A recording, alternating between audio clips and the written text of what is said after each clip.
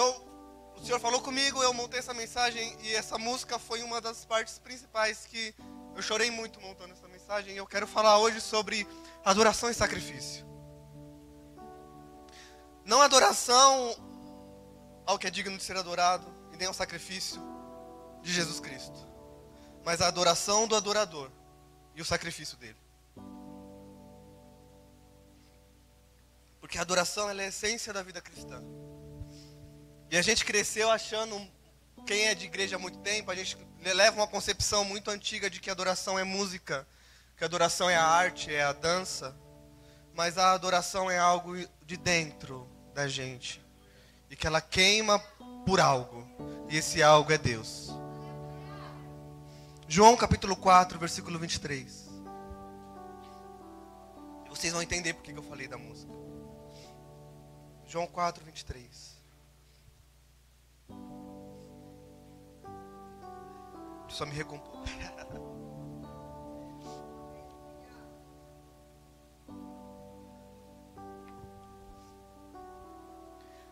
Mas virá o tempo, e de fato já chegou, em que os verdadeiros adoradores vão adorar o Pai em espírito e em verdade, pois são esses que o Pai quer que o adorem. Eu vou tentar enxugar bastante essa mensagem para chegar no objetivo dela. A vida de um adorador que nasceu de novo, ela reflete as características de Cristo. E o Senhor, quando Ele olha para o céu, do céu para nós, Ele procura esses adoradores. Adoradores esses que refletem nele a imagem de Cristo Jesus. E a Bíblia fala que Deus procura do céu os verdadeiros adoradores. Se Ele procura os verdadeiros, é porque tem aqueles que não adoram em verdade. E o Senhor até me fez lembrar de uma coisa que aconteceu. Eu tenho uma sobrinha, o nome dela é Isabela. Uma vez eu estava na casa dela e ela tinha uma boneca que tocava música. A bonequinha, né? Eu falei, um adorador aqui, ó.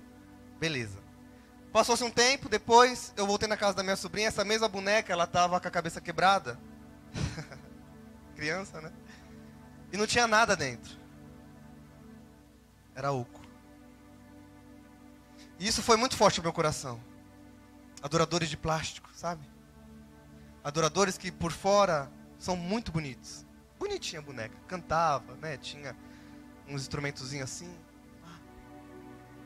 Mas por dentro, oco, vazio, sem nada. Isso foi muito forte para mim. Porque o verdadeiro adorador não é aquele que tem a imagem bela. Não é aquele que faz belo. Mas é aquele que tem algo de dentro dele para sair.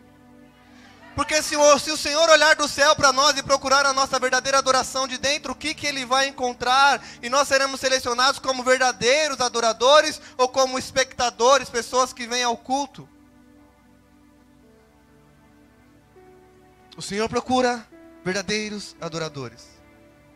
E a pergunta que eu quero fazer para você, a sua adoração, a sua vinda à igreja, o seu culto, ele é baseado naquilo que Deus faz em você e o que fez por você, ou baseado na tradição de que você tem que ir ao culto? É uma adoração ou é uma tradição? É uma adoração ou é uma cultura? Uma coisa que a gente tem que entender, o evangelho não é cultura. E o Ximenes até falou sobre isso aqui, foi muito forte, quebrou um paradigma que eu tinha muito forte com relação à cultura e cristianismo. Eu vou pregar, porque nós vivemos em uma geração, em um país cristão. A maioria é católico, cristão, segue a Jesus. Mas muitos são, você pega, por exemplo, um católico que fala, você é católico? Sou católico apostólico romano, porque meus pais eram, meu avô era. É uma tradição. Você é evangélico? Sou. Você aceitou Jesus quando? Nasci no berço evangélico, minha avó era, meus pais eram e eu sou. E você é assim? Sim, eu sou. Mas se torna uma tradição. E olha o que a Bíblia fala disso. Mateus capítulo 7, versículo 6, 13. Eu vou precisar correr. Mateus capítulo 7, versículo 6. Diz assim, ó.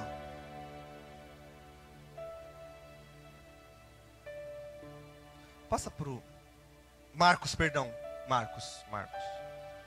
Marcos capítulo 7. Diz assim, ó. Alguns fariseus e alguns... Jesus respondeu. Obrigado. Jesus respondeu. Hipócritas. Como Isaías estava certo quando falou a respeito de vocês. Ele escreveu assim. Deus disse. Este povo com a sua boca diz que me respeita. Mas na verdade o seu coração está longe de mim. A adoração deste povo é inútil, pois eles ensinam leis humanas como se fossem mandamentos de Deus. E continuou, vocês abandonam o mandamento de Deus e obedecem a ensinamentos humanos.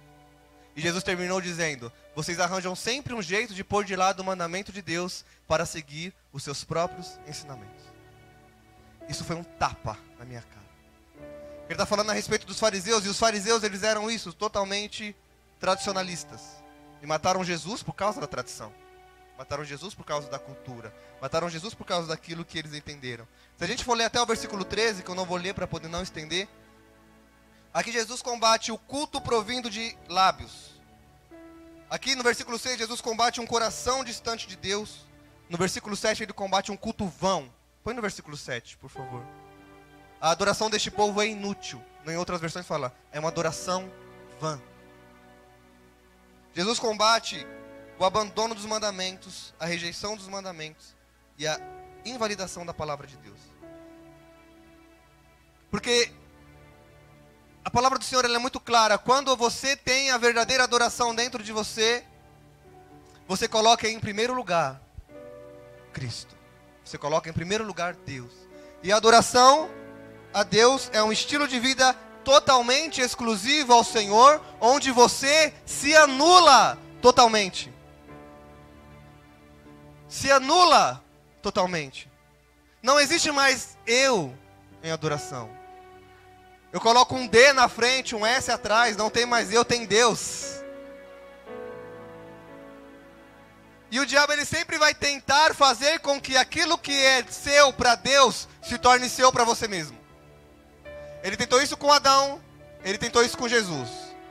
Ele vai tentar fazer com o que é seu para Deus, a adoração, culto, homenagem, devoção, seja de você para você mesmo.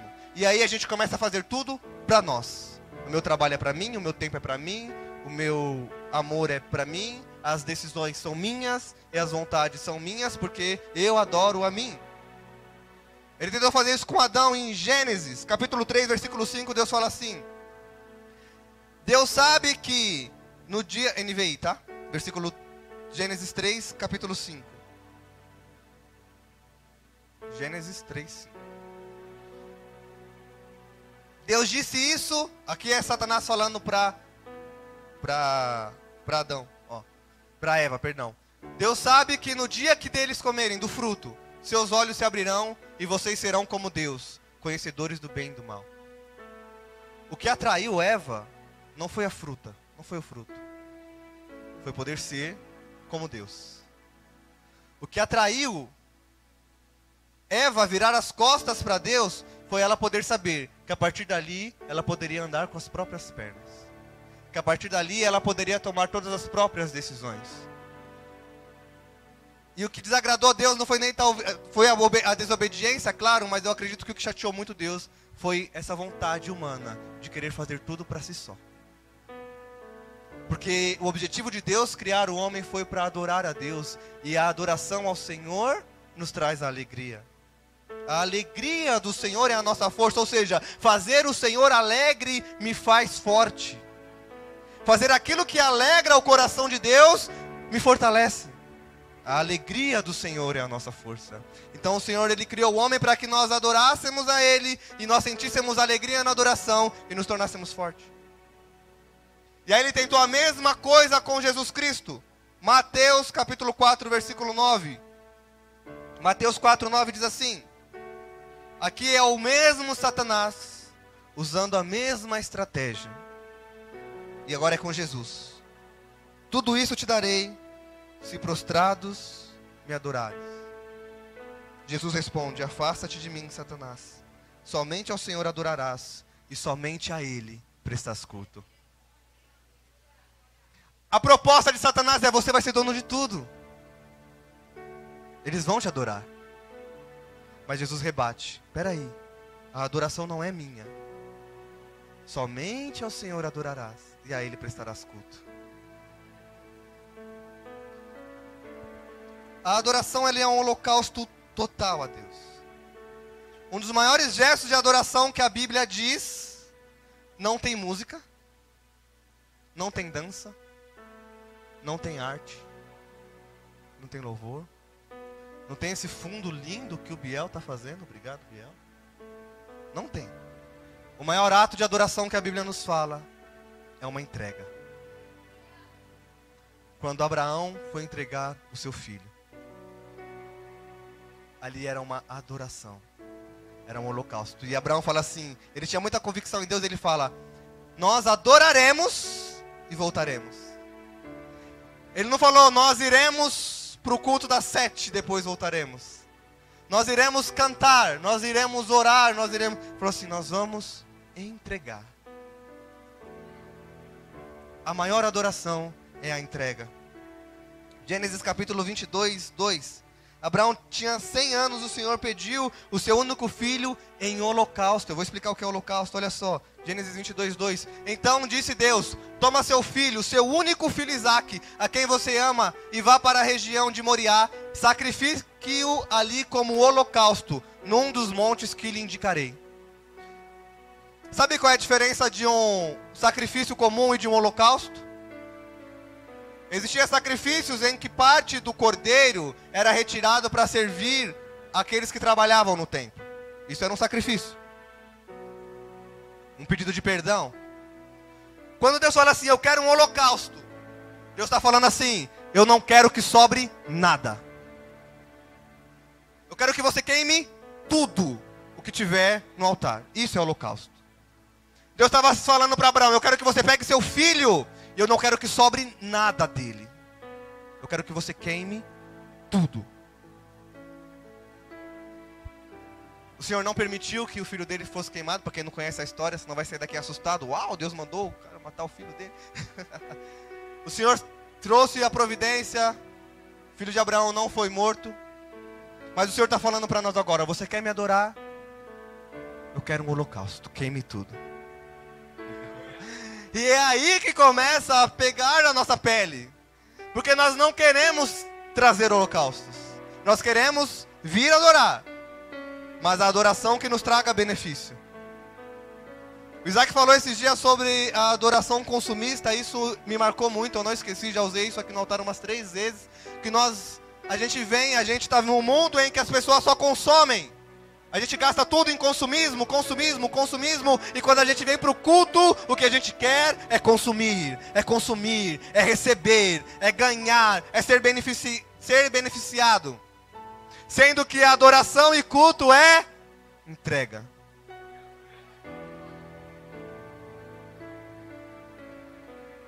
O holocausto era um sacrifício totalmente queimado a Deus. Depois você pode ler isso em Levítico capítulo 6. O adorador entende que sua vida de adoração é baseado em entrega total. Não existe adoração sem holocausto. Não existe holocausto sem sacrifício. Não existe sacrifício sem morte. O que mais te mata se você não tiver? Esse é o seu holocausto. O Senhor está falando: queima.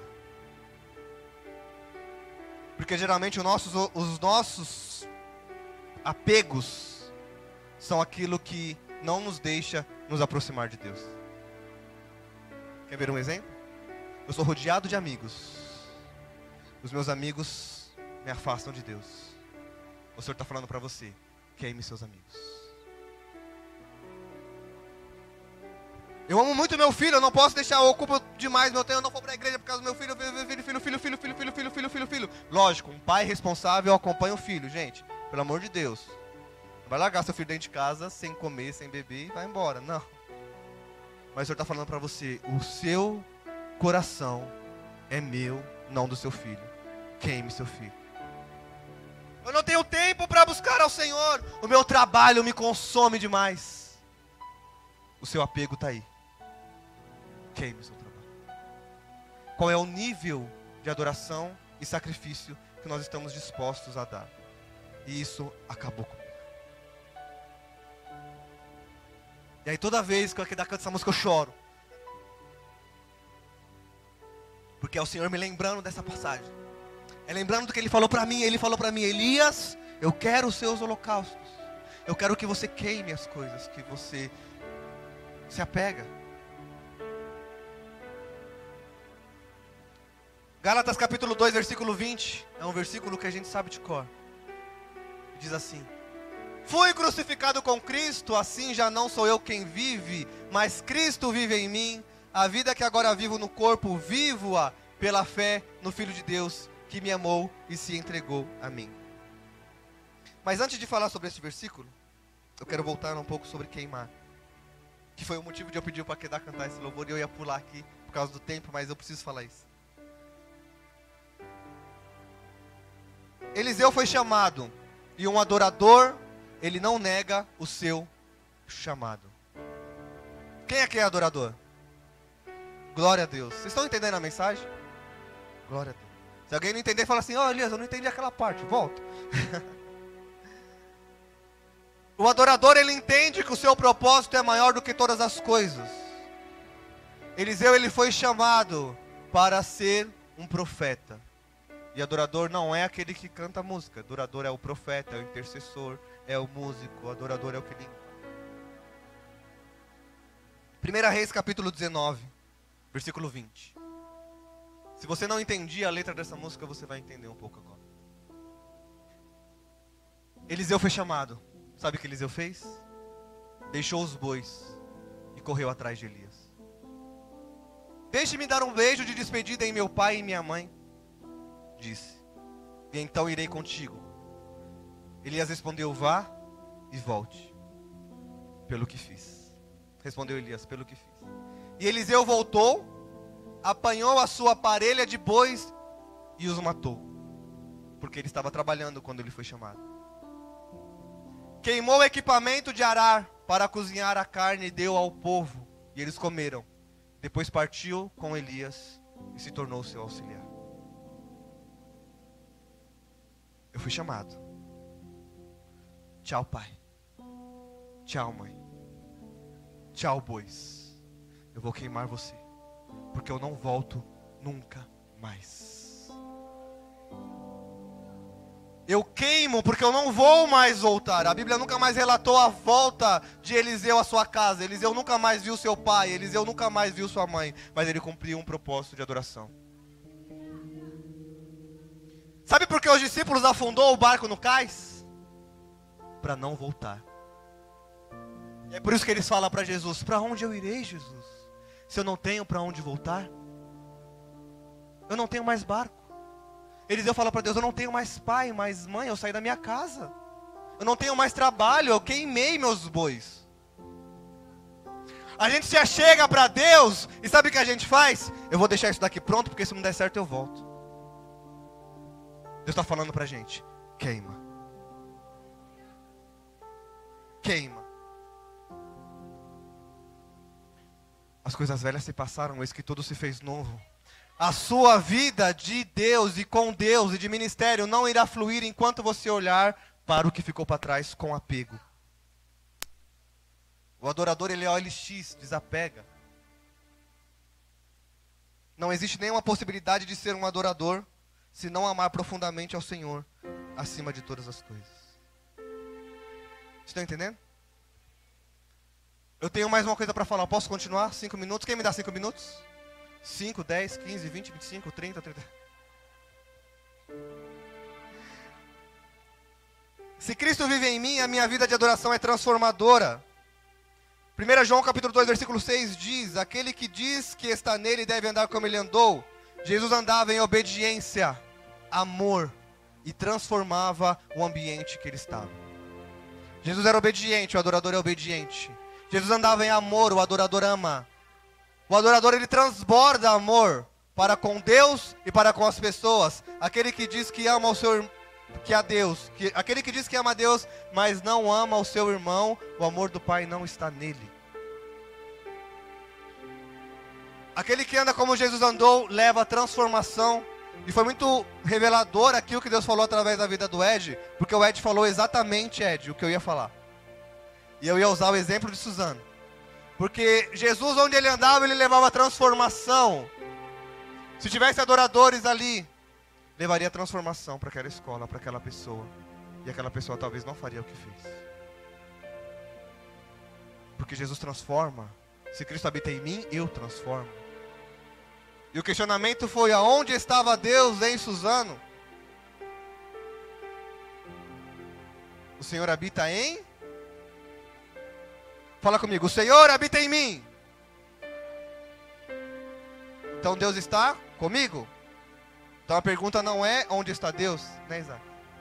A pergunta é: onde eu estava? Não é onde está Deus aqui. A resposta é onde eu estou. Que eu não estou trazendo transformação para o ambiente que eu estou através da minha adoração. E a última coisa: o adorador, ele traz a linguagem do céu para a terra. E aí quando você começa a viver com Deus e em Deus, e em nenhum momento eu estou falando de... Nunca pense que adoração é música, é dança ou artes, amém? Está bem claro isso? Adoração é o estilo de vida, adoração é uma pessoa que vive em adoração, em oração, em contato com Deus. Se a pessoa canta, dança, faz artes e não tem contato com Deus, não é um adorador. É um músico, um bailarino ou um artista. Adorador é outra coisa. E o adorador, ele tem em si o desejo de trazer o céu para a terra enquanto estiver aqui, para começar a experimentar aquilo que existe no céu. E qual é a adoração do céu? Apocalipse capítulo 4, versículo 8. E aqui eu vou terminar. Apocalipse 4, 8. Aqui está falando dos 4 seres viventes. Cada um deles tinha 6 asas e era cheio de olhos, tanto ao redor como por baixo das asas. Aí vem a adoração. Dia e noite repetem sem cessar: Santo, Santo, Santo é o Senhor, o Deus Todo-Poderoso, que era, que é e que há de vir. Toda vez que os seres viventes dão glória, honra e graças àquele que está assentado no trono e que vive para todo sempre. 10. Os 24 anciões se prostram diante daquele que está assentado no trono e adoram aquele que vive para todo sempre. Eles lançam as suas coroas diante do trono e dizem: Tu, Senhor e Deus nosso, és digno de receber a glória, a honra e o poder, porque criaste todas as coisas e por tua vontade elas existem e foram criadas. Oh, glória a Deus! A linguagem do céu é exaltação à santidade, rendição e lançar mão das suas coroas. A adoração, o estilo de vida de adoração é adorar e exaltar a santidade dele. Ou seja, em todo tempo, no trabalho, na escola, eu declaro que Ele é Deus, que Ele é santo, que Ele sabe de todas as coisas. Algo que eu queria não aconteceu, Ele é Deus, Ele é bom, Ele é glorioso. Algo deu errado, Ele é Deus, Ele é bom, Ele é glorioso. Porque no céu essa é a adoração, exaltação à santidade. A adoração ao Senhor, ela é se prostrar, ou seja, não existe nada que possa fazer eu olhar para cima, a não ser o Senhor quando eu me prostro. Aliás, eu olho para baixo, eu me reverencio, eu me prostro, eu entendo que o Senhor é maior. Isso é a adoração. E a terceira parte, o que os 24 anciões fazem? Os 4 seres viventes declaram que Ele é santo e adoram a santidade. Os 24 anciões se prostram e sabe o que eles fazem? Tiram as suas coroas. Eles não estão nem aí para o título, eles não estão nem aí para o cargo, eles não estão nem aí para o dinheiro, eles não estão nem aí para nada, porque a coroa não vale nada diante dele. Uou! Glória a Deus! E o Senhor está falando: você quer me adorar? Tire suas coroas, queime suas carroças. Não interessa o seu título, não interessa quão grande você é no seu trabalho, não interessa o seu cargo eclesiástico, lance mão de suas coroas. Não interessa se você canta, se você toca, se você dança, se você varre, seja qual for a sua coroa, lance diante dele. Isso é adoração. O dinheiro não é meu, é do Senhor. Lance diante dele. Alguém está precisando de comida, a comida não é minha, é do Senhor. Lance diante dele através de doações. Lance mão de suas coroas. Estão entendendo? Jesus falou isso e o Senhor seguiu. O Senhor Jesus Cristo deu essa adoração na oração do Pai Nosso. Exaltação à santidade. O Pai Nosso começa assim: santificado seja o teu nome. Pai Nosso que está no céu, santificado seja o teu nome. Aí ele faz rendição, ou seja, se prostra. Seja feita a tua vontade. Ó, eu obedeço. Lança a mão de suas coroas. O próprio Cristo fala para Deus: porque teu é o reino, o poder e a glória para todo sempre. Essa é a adoração. E o adorador se transforma em um discípulo amado. E o discípulo amado começa a fazer exatamente o que Jesus faz, porque ele vive do céu na terra. E sabe o que tem no céu? Não tem enfermos. Então se eu trago o céu para a terra, ao meu redor não tem enfermos. Eu oro pelos enfermos, eles são curados. Se eu trago o céu para a terra, do céu não tem choro. Se tem alguém deprimido, com choro, eu tenho palavras proféticas que faz as pessoas pararem de chorar. Eu tenho palavra de conhecimento, palavra de sabedoria que vem do céu e eu levo conforto. Porque eu sou um adorador e trago a adoração do céu para a terra. Então aquilo que está na terra vem ao nosso redor. Você é um discípulo de Jesus, você é um adorador. Não precisa ser um pastor para orar por um enfermo. As pessoas ligam para a gente e falam: eu estou tão enfermo. Vou dar o seu nome na oração. Amém, traga o nome da pessoa na oração, mas ora você pela pessoa. Você é um adorador, você pode orar e ele ser curado. Mas eu não tenho o dom da cura. Você é discípulo de Jesus. Aquilo que está em Jesus habita em você. Então você pode colocar a mão pelos enfermos e eles serão curados. Um adorador, ele queima os bois. Ele joga a mão de tudo. Ele faz seus sacrifícios, faz seus holocaustos. Ele entrega a coroa a quem é devida. E vive baseado em fazer o Senhor feliz. E eu agradeço a oportunidade em nome de Jesus.